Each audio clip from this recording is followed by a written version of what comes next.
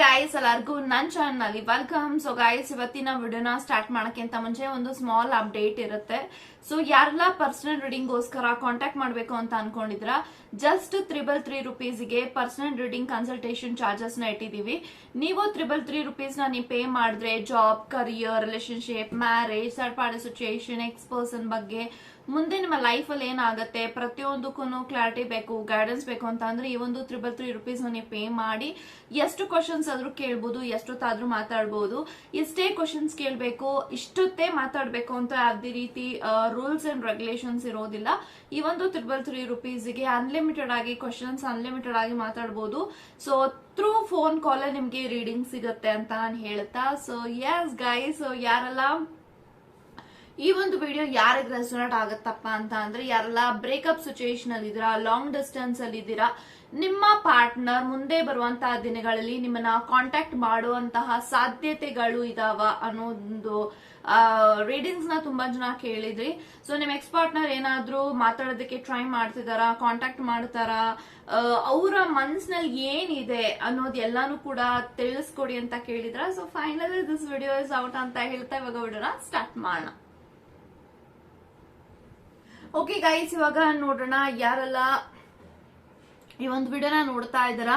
ಮುಂದೆ ಬರುವಂತಹ ದಿನಗಳಲ್ಲಿ ನಿಮ್ಮ ಮಾಜಿ ಪ್ರೇಮಿ ನಿಮ್ಮನ್ನ ಕಾಂಟ್ಯಾಕ್ಟ್ ಮಾಡ್ತಾರಾ? ಸೊ ಮುಂದೆ ಬರುವಂತಹ ದಿನಗಳಲ್ಲಿ ಆ ಒಂದು ವ್ಯಕ್ತಿ ನಿಮ್ಮ ಬಗ್ಗೆ ಯೋಚನೆ ಮಾಡ್ತಾರಾ, ಥಿಂಕ್ ಮಾಡ್ತಾರಾ ಅನ್ನೋದ್ರ ಬಗ್ಗೆ ಇವಾಗ ತಿಳ್ಕೊಳ್ಳೋಣ. Let's begin. ಅಂಡ್ ಯಾವಾಗ ಕಾಂಟ್ಯಾಕ್ಟ್ ಮಾಡ್ತಾರೆ, ಕಾಂಟ್ಯಾಕ್ಟ್ ಮಾಡಿದ್ರೆ ಅನ್ನೋದೆಲ್ಲಾನು ಕೂಡ ಇವಾಗ ತಿಳ್ಕೊಳ್ಳೋಣ. Let's begin.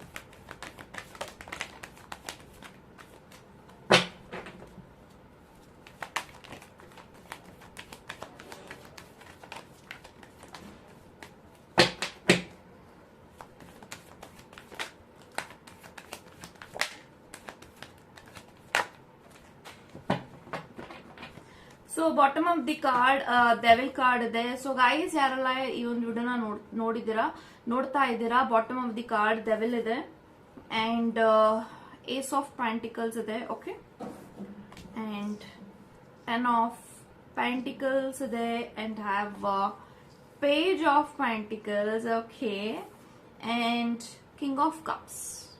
ಇಷ್ಟು ಕಾರ್ಡ್ಸ್ ಬಂದಿದೆ. ಓಕೆ ಗೈಸ್, ನನ್ಗೆ ಎಲ್ಲಾ ಕಾರ್ಡ್ಸ್ ಪ್ರಕಾರ ಮುಂದೆ ಬರುವಂತಹ ದಿನಗಳಲ್ಲಿ ನಿಮ್ಮ ಒಂದು ಎಕ್ಸ್ ಪಾರ್ಟ್ನರ್, ನಿಮ್ಮ ಮಾಜಿ ಪ್ರೇಮಿ ಮುಂದೆ ಬರುವಂತಹ ದಿನಗಳಲ್ಲಿ ಆ ಒಂದು ಪಾರ್ಟ್ನರ್ ನಿಮ್ಮನ್ನ ಮಾತಾಡುವಂತ ಸಾಧ್ಯತೆ ಇದೆಯಾ, ಕಾಂಟ್ಯಾಕ್ಟ್ ಮಾಡುವಂತ ಸಾಧ್ಯತೆ ಇದೆಯಾ ಅಂತ ನೀವು ಕೇಳಿದ್ರೆ ಏಸ್ ಆಫ್ ಪೆಂಟಿಕಲ್ಸ್ ಇದೆ. So this person is actually trying to call you ಅಂತ ನಾನು ಹೇಳ್ಬೋದು. ಸೊ ನಿಮ್ ಜೊತೆಗೆ ಮಾತಾಡ್ಬೇಕು, ನಿಮ್ ಜೊತೆ ಕಾಂಟ್ಯಾಕ್ಟ್ ಅಲ್ಲಿ ಇರಬೇಕು ಅಂತ ತುಂಬಾನೇ ಟ್ರೈ ಮಾಡ್ತಿದ್ದಾರೆ ಅಂಡ್ ನಿಮ್ಮ ಜೊತೆಗೆ ಮಾತಾಡ್ಬೇಕು ಅಂತ ತುಂಬಾನೇ ವೇಟ್ ಮಾಡ್ತಿದ್ದಾರೆ, ತುಂಬಾ ಲಾಂಗ್ ಟೈಮ್ ಇಂದ ಅಂತಾನೂ ಕೂಡ ಬರ್ತಾ ಇದೆ. So this person is dying to speak to you ಅಂತ ಬರ್ತಾ ಇದೆ.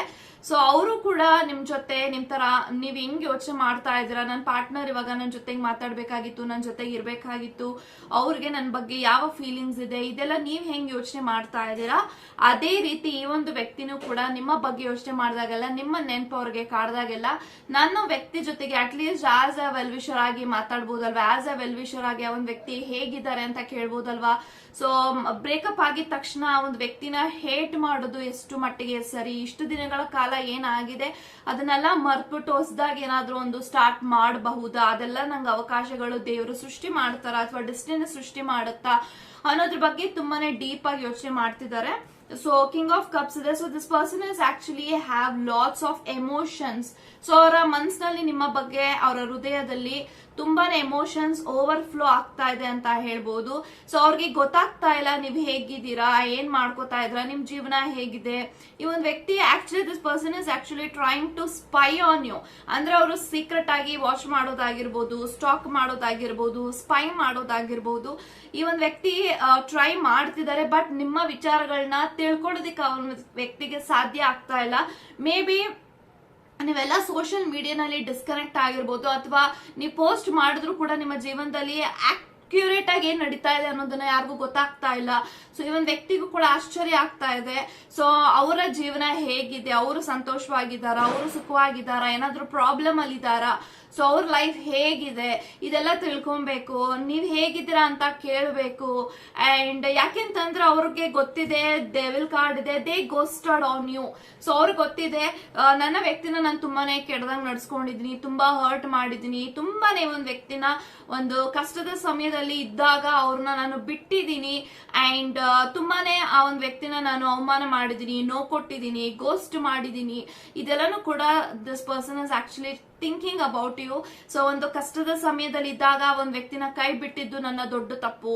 ಅಂಡ್ ಆ ಒಂದ್ ವ್ಯಕ್ತಿ ನನ್ನ ಜೀವನದಲ್ಲಿ ಪ್ರತಿಯೊಂದನ್ನು ಕೂಡ ಕೊಟ್ಟಿದ್ದಾರೆ, ಪ್ರೀತಿ ಕೊಟ್ಟಿದ್ದಾರೆ, ಲವ್ ಮಾಡಿದ್ದಾರೆ, ಒಂದು ಊಟ ಹಾಕಿದ್ದಾರೆ, ಫೈನಾನ್ಷಿಯಲಿ ಹೆಲ್ಪ್ ಮಾಡಿದ್ದಾರೆ, ಫಿಸಿಕಲಿ, ಮೆಂಟಲಿ, ಎಮೋಷನಲಿ ಇವರು ನನ್ನ ಜೊತೆಗೆ ಸಂಪೂರ್ಣವಾಗಿ ಅವರು ನನ್ನನ್ನ ಅರ್ಪಿಸ್ಕೊಂಡಿದ್ರು.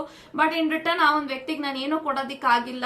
ಸೊ ಕಿಂಗ್ ಆಫ್ ಪೆಂಟಿಕಲ್ಸ್ ಕೂಡ ಇದೆ, ಕಿಂಗ್ ಆಫ್ ಕಪ್ಸ್ ಕಾರ್ಡ್ ಇದೆ, ಎರಡು ಕಿಂಗ್ ಕಾರ್ಡ್ಸ್ ಬಂದಿರೋದ್ರಿಂದ ನಾನೇನ್ ಹೇಳ್ಬೋದು ಆ ಒಂದ್ ವ್ಯಕ್ತಿಗೆ ಅಟ್ಲೀಸ್ಟ್ ಇವಾಗ ತುಂಬಾನೇ ಪಾಪ ಪ್ರಜ್ಞೆ ಕಾಡ್ತಾ ಇದೆ, ಕರ್ಮ ಒಂದ್ ವ್ಯಕ್ತಿಗೆ ಪಾಠ ಕಲಿಸ್ತಾ ಇದೆ, ಪಶ್ಚಾತ್ತಾಪದಲ್ಲಿ ಇದ್ದಾರೆ.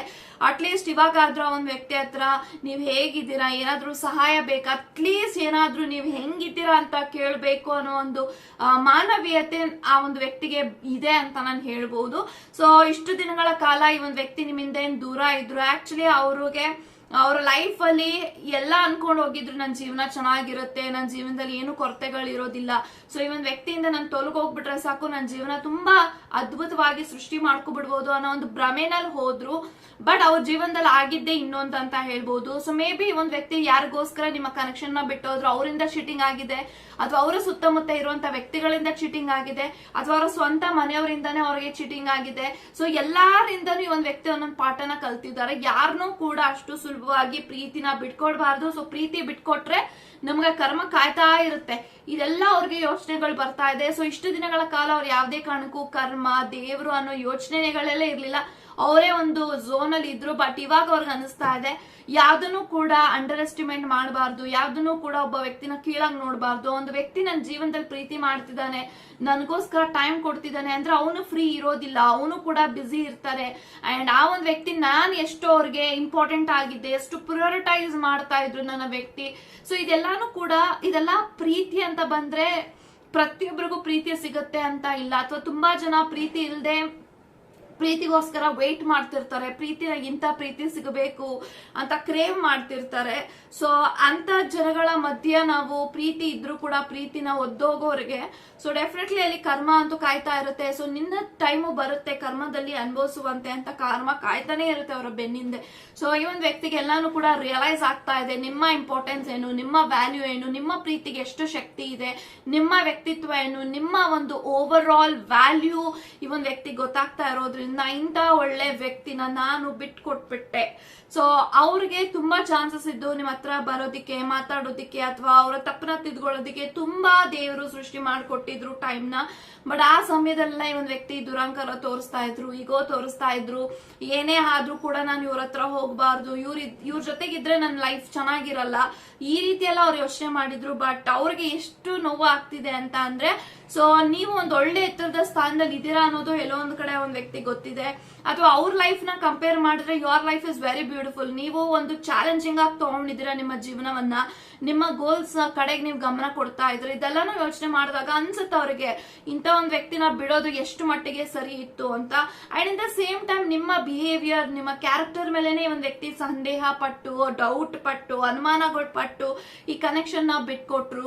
ಸೊ ಇವಾಗ ಅವ್ರಿಗೆ ಅನಿಸ್ತಾ ಇದೆ ಆ ಒಂದು ವ್ಯಕ್ತಿತ್ವ ಎಂತದ್ದು ಅಂತ ನಂಗೆ ಇವತ್ತು ಅರ್ಥ ಆಗ್ತಾ ಇದೆ. ನಾನ್ ಸರಿಗಿಲ್ಲ, ಫಸ್ಟ್ ಆ ದೃಷ್ಟಿನಲ್ಲಿ ನಾನ್ ನೋಡಿದ್ದೆ ನಂದು ದೊಡ್ಡ ತಪ್ಪು ಅನ್ನೋದು ಈ ಒಂದು ವ್ಯಕ್ತಿಗೆ ಅನಿಸ್ತಾ ಇದೆ. So this person is doubted you, ಅಂದ್ರೆ ಪ್ರತಿ ಸತಿನೂ ನಿಮ್ಮನ್ನ ಅನುಮಾನ ಪಡ್ತಾ ಇದ್ರು, ಹೆಜ್ಜೆಗೂ ಈ ಒಂದು ವ್ಯಕ್ತಿನ ನಿಮಗೆ ಡೌಟ್ ಪಡ್ತಾ ಇದ್ರು. ಯಾಕಂತಂದ್ರೆ ಅವರಲ್ಲಿ ಇರುವಂತ ಇನ್ಸೆಕ್ಯೂರ್ ಆ ತರ ಮಾಡ್ತಾ ಇತ್ತು. ಯಾಕಂದ್ರೆ ಇವ್ರಲ್ಲಿ ತಪ್ಪು ಮಾಡ್ತಾ ಇದ್ರು, ನೀವ್ ತಪ್ಪು ಮಾಡ್ತಿರ್ಲಿಲ್ಲ, ಅಥವಾ ಈ ಒಂದು ವ್ಯಕ್ತಿ ಬೇರೆಯವ್ರಿಗೋಸ್ಕರ ನಿಮ್ಮನ್ನ ಬಿಟ್ಟು ಹೋಗಿದ್ದಾರೆ. ಸೊ ಅಲ್ಲಿ ನಿಮಗೆ ಚೀಟಿಂಗೇ ಮಾಡಿರೋದು. ಡೈರೆಕ್ಟ್ ಆಗಿ ಒಂದ್ ವ್ಯಕ್ತಿ ಗೊತ್ತಿದ್ದೆ ನಾನು ಅವ್ರ ಜೊತೆ ಹೆಂಗಿದೀನಿ ಅನ್ನೋದೆಲ್ಲ ಗೊತ್ತಿದ್ರು ಕೂಡ this person has cheated on you. ಇದೆಲ್ಲಾನು ನೋಡಿದಾಗ ಅವ್ರಿಗೆ ಅಸಹ್ಯ ಮೂಡ್ತಾ ಇದೆ ಅವರ ಜೀವನದಲ್ಲಿ. ನಾನು ಎಂತ ನಿರ್ಧಾರ ತಗೊಂಡೆ, ನಾನು ಎಷ್ಟು ಕೆಟ್ಟ ವ್ಯಕ್ತಿ ನಾನು ಅಂತ.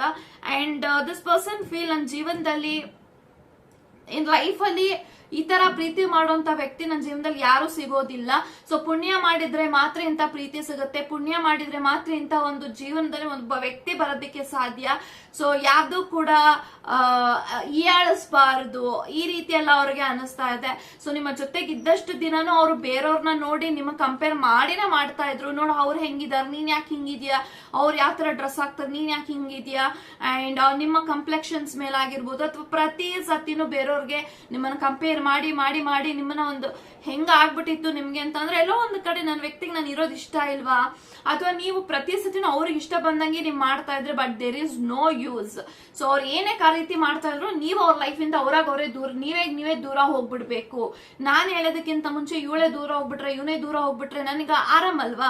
ಸೊ ಆ ರೀತಿ ನಿಮ್ಮನ್ನ ತುಂಬಾನೇ ಹೀಯಾಳಿಸಿದ್ದಾರೆ, ಅಂಡರ್ ಎಸ್ಟಿಮೇಟ್ ಮಾಡಿದ್ದಾರೆ, ಪ್ರತಿ ಸತಿನೂ ಕೂಡ ನಿಮ್ಮನ್ನ ಕುಗ್ಗಿಸಿದ್ದಾರೆ ಅಂತಾನೂ ಕೂಡ ಬರ್ತಾ ಇದೆ. So this person wants you very much, but ನಿಮ್ಮನ್ನ ಪಡ್ಕೊಳ್ಳುವಂತ ಅರ್ಹತೆನ ಇವ್ರು ಕಳ್ಕೊಂಡಿದ್ದಾರೆ. ಅವ್ರಿಗೆ ಅನಿಸ್ತಾ ಇದೆ ಇವ್ರನ್ನ ಪಡ್ಕೊಳ್ಳುವಂತ ಅರ್ಹತೆ ನನಗಿಲ್ಲ, ಅಟ್ಲೀಸ್ಟ್ ಒಂದು ವೆಲ್ ವಿಷರ್ ಆಗಿ ಅವರ ಜೀವನದಲ್ಲಿ ಇರಬಹುದು. ಅಂಡ್ ಕಮ್ಯುನಿಕೇಶನ್ ಡೆಫಿನೆಟ್ಲಿ ಮಾಡ್ಬೇಕು ಅಂತ ಇದ್ದಾರೆ. Within the next 1 month ಒಳಗಡೆ this person will definitely contact you ಅಂತ ಬರ್ತಾ ಇದೆ. ನಿಮ್ಮ ಮಾಜಿ ಪ್ರೇಮಿ ನಿಮ್ಮನ್ನ ಕಾಂಟ್ಯಾಕ್ಟ್ ಮಾಡ್ತಾರೆ, ಮಾತಾಡ್ತಾರೆ, ನೀವು ಹೇಗಿದ್ದೀರಾ, ನಿಮ್ಮ ಜೀವನದಲ್ಲಿ ಏನ್ ನಡೀತಾ ಇದೆ ಅನ್ನೋ ಕುತೂಹಲ ತುಂಬಾನೇ ಇದೆ ಒಂದು ವ್ಯಕ್ತಿಗೆ. ಸೊ ಈ ಒಂದು ವ್ಯಕ್ತಿ ಅವರ ಎಮೋಷನ್ಸ್ ನ, ಅವರ ಫೀಲಿಂಗ್ಸ್ ನ ನಿಮ್ಮ ಮೇಲೆ ಇದೆ, ಬಟ್ ಅದನ್ನ ತೋರಿಸಿದ್ರು ಏನು ಪ್ರಯೋಜನ ಇಲ್ಲ ಅನ್ನೋದು ಆ ಒಂದು ವ್ಯಕ್ತಿಗೆ ರಿಯಲೈಸ್ ಅಂತೂ ಆಗ್ಬಿಟ್ಟಿದೆ.